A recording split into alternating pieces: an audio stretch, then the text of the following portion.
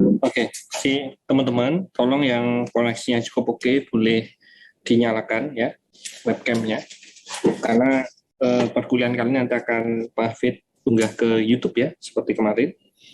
Nah, sehingga silahkan teman-teman meng-on cam-kan ya. Silahkan di-on cam.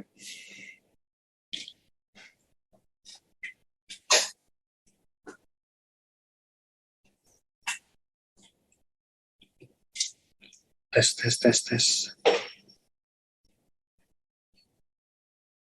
Cek.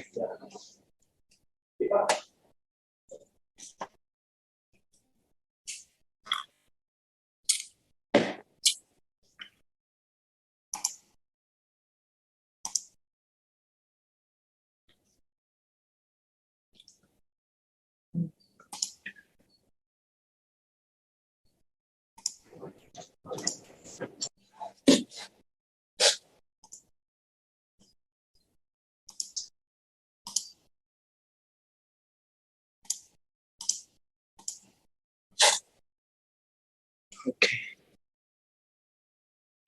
Ya. Baik.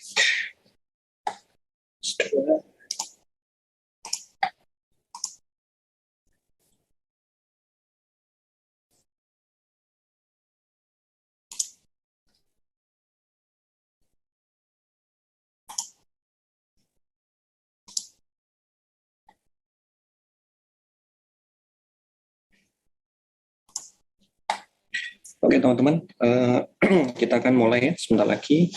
Pak Hafid akan mulai record ya. Mohon rekan-rekan kondusif ya. Oke. Nah, jadi sebelum kita rekam, jadi Pak Hafid akan melakukan rekaman untuk perkuliahan kita dari pertemuan pertama sampai dengan pertemuan ke-7 insya Allah. Dan nanti rekan-rekan pertemuan ke-9 atau setelah UTS sampai dengan pertemuan yang terakhir insya Allah akan dengan Bapak Munih ya. Nah, sehingga ini demi menyimpan apa yang kita pelajari, rekan-rekan nanti juga bisa belajar pasca perkuliahan, maka kita bersama-sama membuat proses pembelajaran yang bagus ya. Oke, silakan teman-teman boleh di on cam ya. Silakan boleh di on cam. Ya, oke. Oke, kita akan mulai. Saya akan start recording ya. Bismillahirrahmanirrahim. Oke, baik. Bismillahirrahmanirrahim. Assalamualaikum warahmatullahi wabarakatuh. Selamat pagi, salam sejahtera buat kita semua. Selamat datang kembali rekan-rekan mahasiswa walaupun semester lalu tidak bertemu dengan Pak Hafid ya. Semester ini kita bertemu di 2 mata kuliah. Yang satu adalah workshop sistem formasi web framework dan yang satunya yaitu yang satunya adalah perawatan perangkat lunak. Oke, rekan-rekan, hari ini adalah pekan pertama, sekaligus ini kita mulai pemanasan, sehingga kalau rekan-rekan lihat di RPS, maka pertemuan pertama ini kita isi dengan pengenalan apa sebenarnya perawatan perangkat lunak, di mana ranahnya, bagaimana posisi perawatan perangkat lunak. Di samping ada beberapa mata kuliah lain yang hadir bersamaan di semester ini ya. Itu seperti apa, kita akan pelajari bersama-sama ya. Terus kemudian disclaimer buat teman-teman ya, ini karena saya bukan admin sehingga saya tidak bisa set rekan-rekan untuk mute all ya, sehingga pastikan rekan-rekan kalau sekiranya tidak ada hal yang penting untuk disampaikan, tolong dalam kondisi mute agar menjaga kekondusifan kelas kita. Oke, tanpa banyak ini opening lagi, kita mulai dengan kuliah kita ya. Saya rasa saya tidak perlu memperkenalkan karena rekan-rekan tentu sudah tahu dengan Pak Hafid ya. Oke, kita akan mulai dengan share screen.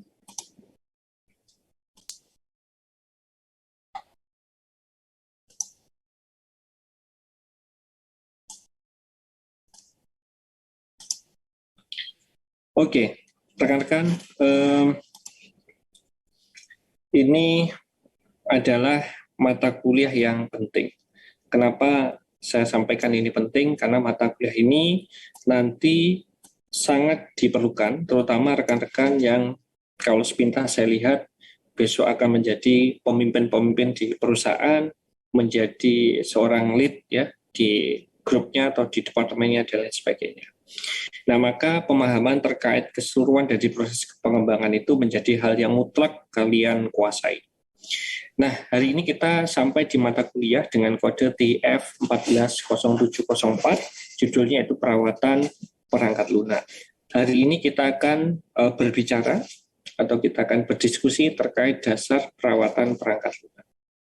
Oke. Nah, ini sebelumnya Pak Afid, mohon maaf ya, karena kemarin selesai vaksin booster ya, sehingga saya tidak bisa berbicara terlalu keras. Semoga rekan-rekan memaklumi ya.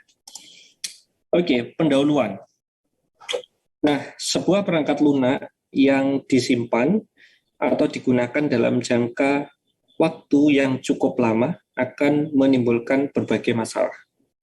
Apabila sering diabaikan dan tidak diperhatikan perkembangannya. Ya, jadi perangkat lunak itu seperti halnya mungkin analogi yang dekat dengan kita. Kalau rekan-rekan punya rumah yang bagus ya, yang sudah dibuat oleh rekan-rekan, kemudian rumah itu tidak dirawat, maka saya pastikan rumah itu lama-kelamaan akan rusak. Nah, sehingga perawatan atau maintenance atau perawatan itu menjadi hal yang krusial. Nah, seperti yang rekan-rekan tahu bahwa di Indonesia ini karakter orangnya adalah suka mengadakan hal yang baru tetapi sangat malas melakukan perawatan. Nah, sehingga dari mata kuliah ini saya harap nanti rekan-rekan ketika menjadi pimpinan, ketika menjadi manajer dan lain sebagainya mampu mengimplement mata kuliah ini betul-betul di industri atau di tempat bekerja. Ya. Nah, kenapa cukup lama dan menimbulkan masalah? Rumah yang lama tidak ditinggali, kalau rekan-rekan muslim, biasanya kalau rumah 40 hari tidak ditempati, maka akan ditempati oleh makhluk lain. Ya. Kemudian, kalau secara konstruksi ternyata rumah, kalau rekan-rekan beli rumah, di perumahan kemudian tidak ditempati dalam jangka sekian tahun, maka nanti lantainya akan ambles, temboknya akan retak, lumutnya di mana-mana, plafonnya jebol dan lain sebagainya. Hal itu muncul karena rumah itu tidak ditempati dan otomatis kalau tidak ditempati pasti tidak dirawat. Sehingga hal yang demikian ini harus menjadi concern kita, terutama rekan-rekan yang kedepannya Pak Afid harap tidak hanya menjadi pegawai ya, mungkin jadi owner, mungkin jadi manajer, mungkin dari GM mungkin di sebuah perusahaan, atau nanti di antara kalian ada yang menjadi dosen. Ya, oke. Nah, permasalahan yang akan timbul dari penggunaan perangkat lunak yang cukup lama adalah, oke, kita lihat.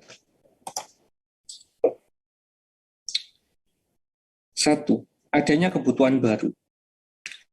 Sebagai contoh saat ini ada perkembangan perangkat lunak berbasis web yang sangat pesat, di mana perangkat atau aplikasi berbasis web itu tidak lagi seperti berapa tahun yang lalu ya, tidak seperti tahun 2010, tidak seperti tahun 2009. Sekarang di dalam teknologi ya web atau aplikasi berbasis web sudah bisa melakukan banyak hal. Mulai yang sederhana adalah crawling, kemudian mining, dan lain sebagainya. Bahkan sekarang kita masuk di tren baru, bahwa di dalam web itu kita harus pakai microservice. Ya. Kenapa demikian? Kalau dulu jumlah ya atau pengguna dari satu aplikasi web mungkin tidak semasif sekarang. Karena saat ini kita dihadapkan bahwa pengguna aplikasi web itu sangat luas sekali. Nah, bertambahnya jumlah user ini pasti mendorong kita untuk melakukan improvement atau penambahan atau perubahan di dalam aplikasi yang kita kembangkan. Ya, jadi gambaran secara sederhananya Kalau teman-teman sudah belajar dulu ya di mata kuliah untuk pengembangan, maka di dalam siklus pengembangan itu nanti ujungnya pasti ada proses perawatan atau maintenance. Ya. Maintenance antara lain untuk menyesuaikan hal-hal yang akhirnya berkembang. Kalau dulu di awal pengembangan aplikasi ada namanya user requirement. User requirement-nya di yang digunakan acuan adalah kondisi saat itu. Misalnya katakanlah Facebook. Facebook ketika pertama kali dikembangkan atau dibuat itu penggunanya hanya sebatas penghuni kampusnya Mark Zuckerberg ya. Tetapi sekarang dewasa ini pengguna Facebook sangat luas. Bahkan Facebook terintegrasi ya dengan Instagram dan juga platform-platform lain yang sudah dibeli oleh Facebook yang sekarang kita kenal namanya adalah Meta. Maka Facebook ini ternyata sudah berkembang pesat ya, jauh pesat dibanding ketika Facebook pertama kali hadir. Ya. Nah, adapun aplikasi-aplikasi yang tidak mengikuti perubahan itu, seperti contoh Friendster, mungkin rekan-rekan belum pernah menggunakan, itu sekarang hilang. Atau Yahoo itu hilang. Atau BlackBerry, dan banyak contoh yang lain. Nah, kemudian yang kedua, untuk mengurangi kompleksitas biaya waktu pemasaran. Sebagai contoh, pemanfaatan bahasa yang lebih tinggi. Contoh, sekarang PHP harus kita akui banyak keterbatasan. Tetapi kalau dalam konteks membuat aplikasi di sektor pemerintahan, membuat aplikasi di areal Jawa Timur dan sekitarnya, penggunaan PHP itu masih cukup appropriate. Tetapi ketika rekan-rekan nanti masuk ke startup, ternyata banyak bahasa baru yang dipakai. Ada Golang, ada Python, dan lain sebagainya. Terus kemudian, karena dibutuhkan kecepatan dan menekan biaya dan lain sebagainya, maka akhirnya dipakailah beberapa library yang disediakan oleh bahasa lain ya. Hal ini demi untuk mengurai kompleksitas biaya dan juga waktu pemasaran. Kenapa demikian? Contoh ketika kita pakai Python, di dalamnya terdapat banyak library. Atau misalnya saudara mau melakukan pemrosesan ya menggunakan kecerdasan buatan, nanti rekan-rekan tahu ya bisa menggunakan Keras dan sejenisnya, sehingga proses pengembangan dan lain sebagainya jadi lebih singkat. Otomatis kalau pengembangannya singkat, atau cost untuk pengembangannya juga akan turun. Ya, yang terlihat jelas biaya pegawainya atau SDM-nya pasti turun. Ya, yang ketiga, mengurangi cacat. Sebagai contoh dengan cara membuat standarisasi dari pengkodean yang tidak sesuai. Saya yakin kalau kita mengembangkan aplikasi di awal-awal, itu akan fokus ke semua fiturnya bisa dieksekusi atau berjalan dengan baik ya. Biasanya kalau teman-teman melakukan pengujian black box ya. Nah, setelah semua fiturnya berjalan, maka demi untuk mempercepat proses, maka biasanya kita akan membuat standarisasi pengkodean. Nah, gaya selingkung ini nanti berbeda dengan framework yang kita pelajari di workshop SI Web Framework ya. Jadi gaya selingkung ini boleh jadi nanti membentuk framework sendiri, boleh jadi menggunakan framework yang sudah ada, tetapi dengan gubahan-gubahan yang disesuaikan dengan kebutuhan industri. Ya, intinya semakin pendek line code-nya, artinya aplikasi itu adalah semakin baik dan juga semakin cepat. Oke. Selanjutnya, evolusi dari perangkat lunak. Nah, yang pertama pembangunan ya perangkat lunak. Ini yang seperti Pak Fit sampaikan tadi. Yang termasuk dalam pembangunan perangkat lunak meliputi daur hidup perangkat lunak, yaitu permintaan atau requirement. Karena dari requirement itu kita memiliki spesifikasi, kemudian kita membuat perancangan atau desain, kemudian kita melakukan testing dan lain sebagainya sampai sebuah aplikasi itu dapat di-delivery ke pengguna atau ke end user. Nah, dalam proses pengembangan ini nanti teman-teman kita kenalkan, walaupun sebenarnya mata kuliah aslinya itu akan muncul di semester ke-6, ya. Jadi nanti di workshop web framework di mata kuliah sebelah kita akan kenalkan teman-teman tentang implementasi CI/CD. Kita akan menggunakan GitLab, ya. Nah, itu akan mempercepat tahap yang pertama, yaitu pembangunan perangkat lunak. Oke, ini hal yang tentunya sudah rekan-rekan pahami, ya. Oke, kemudian yang kedua, evolusi, ini typo ya. Evolusi yang kedua itu perawatan perangkat lunak. Nah, perawatan ini merupakan proses untuk memperpanjang waktu penggunaan sistem, ya, sehingga tetap dapat dipergunakan sebagaimana mestinya dengan baik. Ya, jadi memang tidak ditampilkan di dalam diskursus kita. Analoginya lagi-lagi yang paling mudah adalah terkait rumah. Ya. Rekan-rekan yang punya rumah, nanti saya yakin rekan-rekan pasti berkeluarga, punya keluarga kecil, awalnya berdua, kemudian nanti punya anak, ya, bisa satu, bisa dua, dan seterusnya. Ketika rekan-rekan membeli rumah di awal karir, ya, membeli rumah yang kecil, yang appropriate buat kalian, tiba-tiba nanti kalian punya anak. Pada rumah awal yang rekan-rekan beli, 2 kamar. Oke, masih bisa, ya, 2 kamar. Nah, kemudian ketika anak ketiga lahir, maka rekan-rekan harus melakukan gubahan di rumahnya, sehingga nanti akan muncul kamar ketiga. Ya, kamar ketiga nanti untuk anak kedua, sehingga nanti rumah rekan-rekan yang awalnya 2 kamar menjadi 3 kamar. Hal ini terkait dengan perawatan perangkat lunak. Ya. Lalu Pak, kalau saya nggak melakukan perawatan, boleh jadi bisa. Misalnya 2 anaknya adalah putra atau 2 anaknya putri, atau kelaminnya sama. Ya. Kalau kelaminnya sama, mungkin rekan-rekan bisa tetap memiliki 2 kamar, ya. 1 kamar itu diisi untuk 2 anak. Nah, tapi permasalahannya terus berkembang. Suatu saat rekan-rekan karirnya meningkat, penghasilannya bertambah. Kemudian mulai memikirkan kalau nanti dikunjungi orang tua, kalau dikunjungi saudara, dan seterusnya. Sehingga ternyata rekan-rekan harus menambah kamar. Padahal rumahnya ternyata kecil. Kalau sudah kayak gitu, nanti kita akan masuk ke segmen ketiga, yaitu migrasi.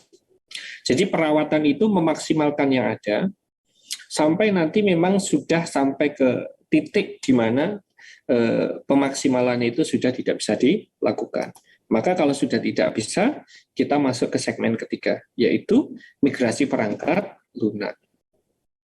Ya, contoh misalnya rekan-rekan sekarang kalau belajar di workshop web, rekan-rekan menggunakan MySQL, ya, RDBMS gratis, walaupun memang di banyak kasus itu cukup appropriate.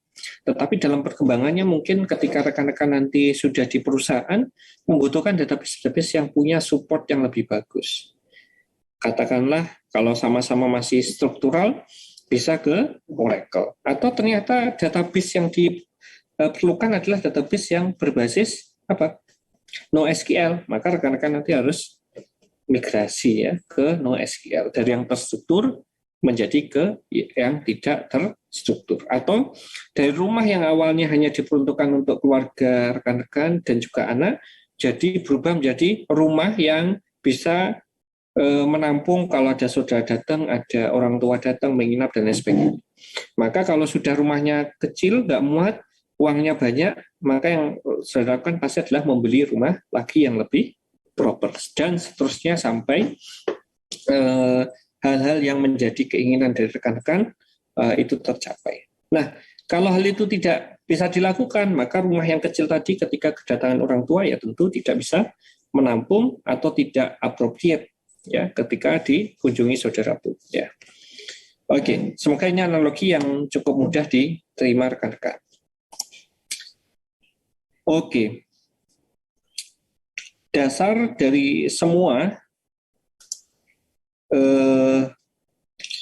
gini, kalau kita ngomong soal akademisi, ya, akademisi itu tugasnya yaitu melakukan pengamatan terhadap lingkungan sekitarnya. Dari pengamatan yang dilakukan, kemudian seorang akademisi atau seorang ilmuwan akan membuat rumusan-rumusan. Nah, rumusan-rumusan ini nanti akan diuji jika memang eh, terbukti bahwa dia baik atau konsisten atau persisten ya, hasilnya persisten, maka teori tersebut akan berubah menjadi hukum. Oke. Nah, sehingga pun di dalam di dalam perawatan ini juga akan ada hukum-hukum yang digunakan. Oke, sebentar. Kita Oke. Nah, ini adalah hukum menurut Lehman ya. Mungkin rekan-rekan sudah familiar dengan nama Lehman ya. Nah, perubahan menurut Lehman ya, satu perangkat lunak menurut Lehman yaitu satu perubahan yang terus-menerus secara kontinu. Ya. Artinya program yang berada pada lingkungan dunia nyata harus mengalami perubahan atau program tersebut menjadi tidak berguna pada lingkungan tersebut. Sama seperti BlackBerry ketika ada ada Android, dia menolak ya, dia tetap kekeh dengan platformnya, atau Nokia yang juga kekeh dengan platformnya, maka setelah itu dia tergerus dan hilang. Yang ujung-ujungnya sekarang kita lihat BlackBerry sudah menghentikan layanannya kecuali yang berbasis Android. Kemudian Nokia juga sekarang sudah muncul dalam sistem operasi Android. Ya, jadi kita tidak boleh close mind ya, kita harus open mind melihat peluang-peluang yang muncul. Ini khusus di perangkat lunak. Ya. Dan mungkin stereotipnya sama untuk konteks yang lain. Kemudian meningkatnya kompleksitas. Seperti tadi Pak Hafid contohkan, seiring dengan perkembangannya sebuah program akan secara alami menjadi kompleks jika program itu digunakan. Yang sederhana adalah jumlah penggunanya semakin banyak. Maka kalau jumlah penggunanya makin banyak, maka sumber daya yang dikelola juga makin banyak. Baik dari sisi usernya, baik dari sisi file, dokumen, dan lain sebagainya yang diupload ke dalamnya. Sehingga ada satu pernyataan yang menyebutkan begini ya, most often overlooked risk in software engineering, as the system grow over time, it will become too complex or disjointed to understand or make work reliably. Ini menurut Pak Dius di tahun 1998. Ini hal yang tidak mungkin dihindarkan ya. Jadi rekan-rekan kalau nanti bikin sistem informasi tertentu, rumah sakit, sekolah atau apa, nanti di dalam perjalanannya perlu ada update atau pengembangan-pengembangan demi untuk menyesuaikan dengan kompleksitas yang meningkat dari tahun ke tahun. Yang ketiga, aturan yang fundamental dari sebuah program evolusi ya. Pada saat membuat suatu program, tentu rekan-rekan sudah menentukan batasan-batasannya. Ini biasanya termaktub di dalam user requirement. Kemudian dari user requirement itu kemudian aplikasinya akan dikembangkan. Nah, sehingga jelas terukur, biasanya kita menggunakan metrik ya dan juga indikatornya. Jadi terukur programnya akan seperti apa. Nah, kalau rekan-rekan menguasai mata kuliah dengan baik, maka rekan-rekan sudah bisa membuat prediksi untuk 10 atau 20 tahun ke depan terkait hal-hal yang mungkin terjadi di evolusi aplikasi yang rekan-rekan kembangkan. Kemudian yang keempat, tetap dijaga stabilitas dari organisasinya. Sebagai contoh, dengan menambahkan sumber daya manusia misalnya, tetapi tidak mengubah produktivitas. Nah, hal seperti ini perlu dievaluasi ya, apakah penambahan-penambahan yang dilakukan itu benar-benar berdampak positif atau tidak. Kemudian yang kelima yaitu tetap familiarity, ya, di mana pada saat membuat fungsi yang baru perbedaannya tidak jauh dari fungsi-fungsi yang sebelumnya. Ya, tentu ini sangat berdekatan dengan materi dulu kalau rekan-rekan dapat mata kuliah namanya interaksi manusia dan komputer.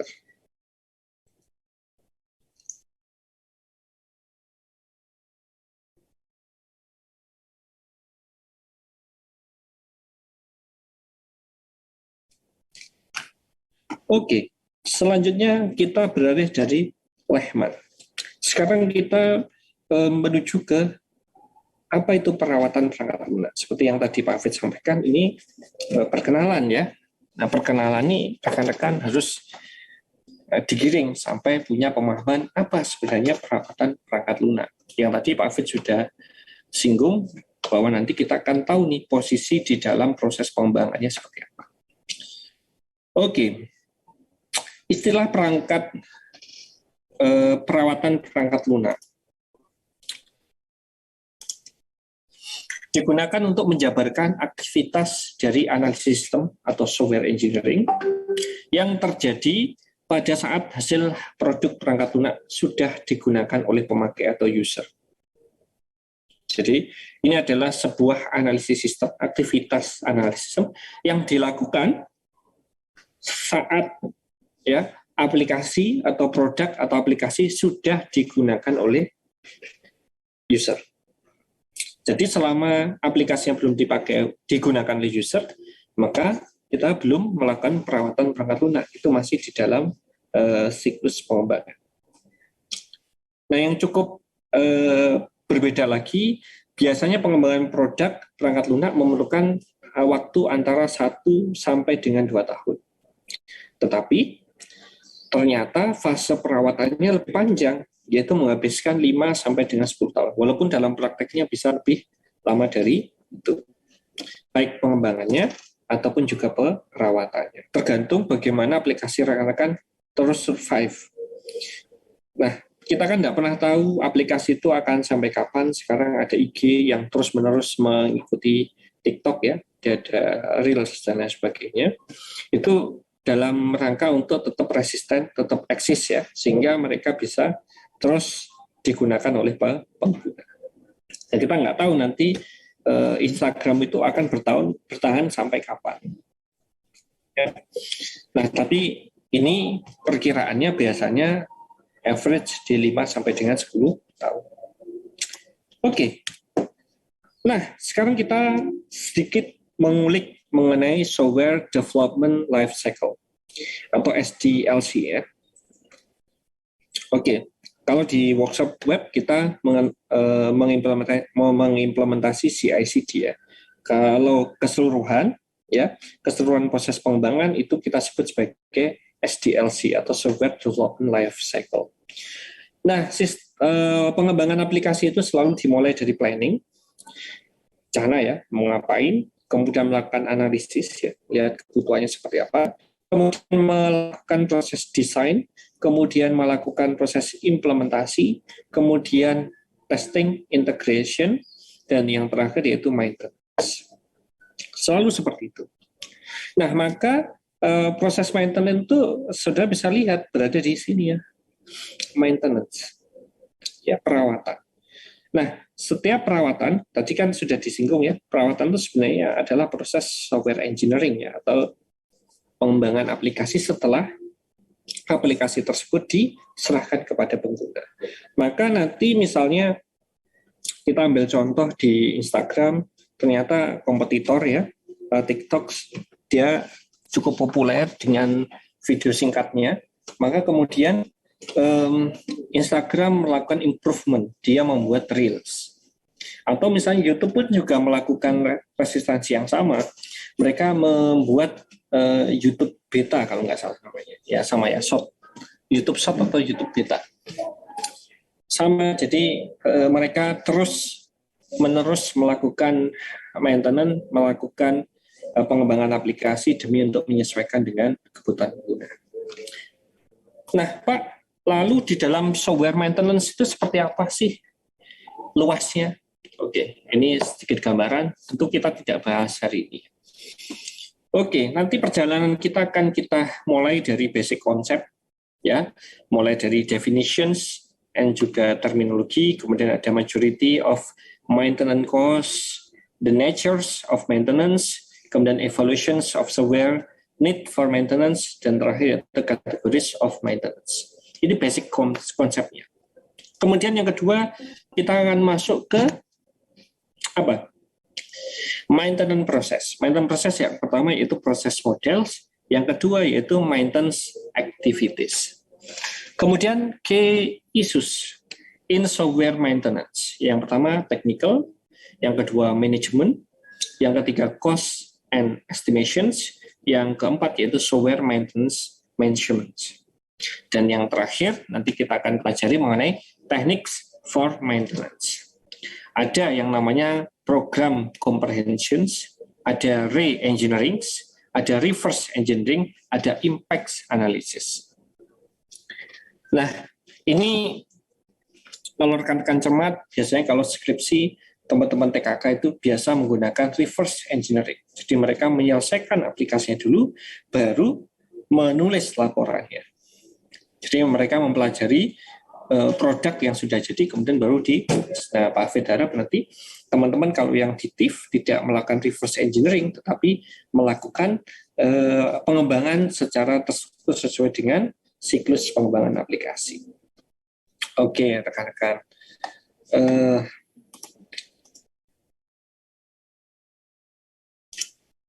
Nah, itulah yang menjadi gambaran mata kuliah kita selama 1 semester ke depan.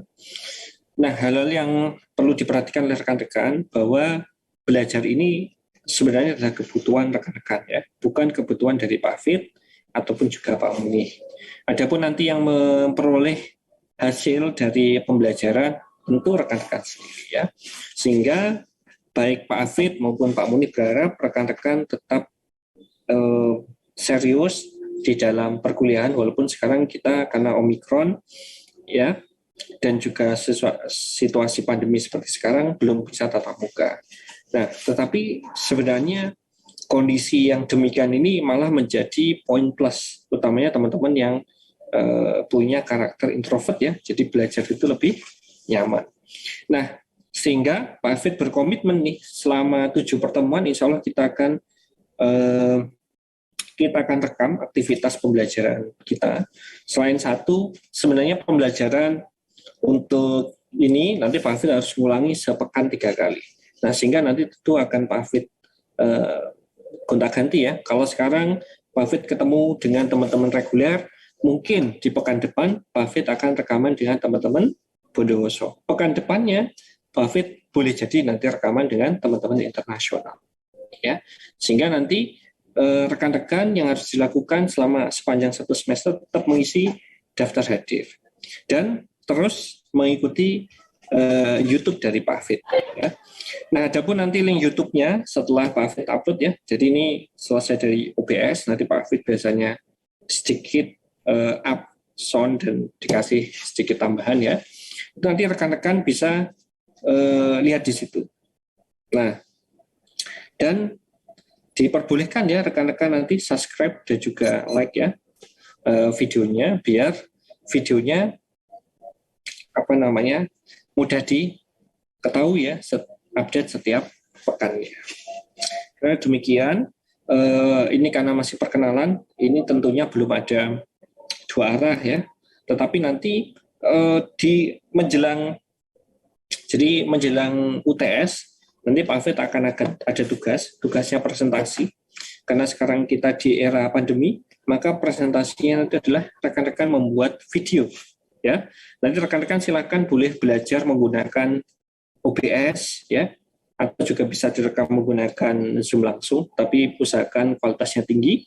Nanti filenya dikirim di Pak Hafid, ya. Nanti akan Pak Hafid sediakan linknya. Kemudian link tersebut nanti yang menjadi bahan penilaian dari Pak Hafid. Selain nanti rekan-rekan juga ada UTS, ya. Nah, seperti itu. Nah, jadi kita bikin format baru, ya, bahwa presentasi yang rekan-rekan lakukan langsung kita unggah di YouTube.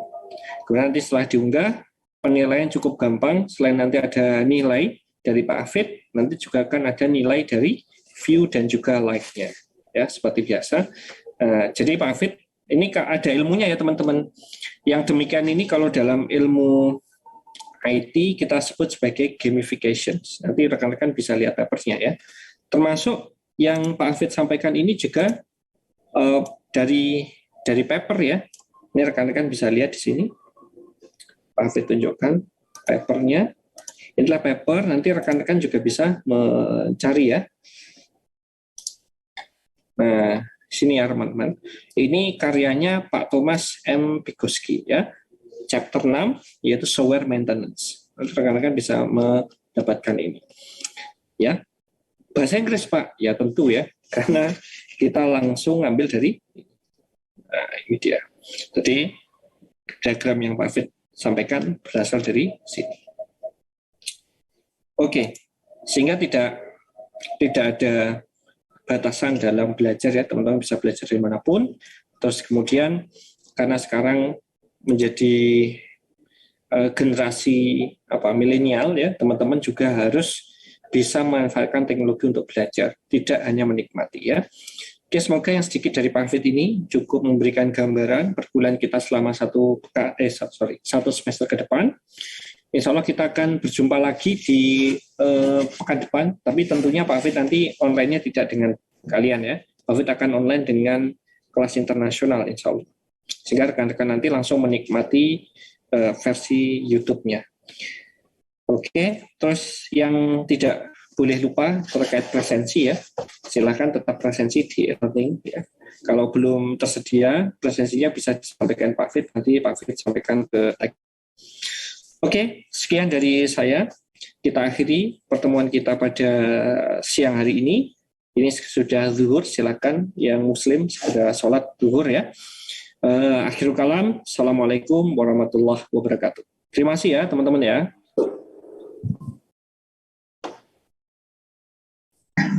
Waalaikumsalam warahmatullahi wabarakatuh. Waalaikumsalam. Waalaikumsalam. Terima kasih, Pak. Terima kasih, Pak. Sama ya. Terima kasih, Pak. Waalaikumsalam warahmatullahi wabarakatuh.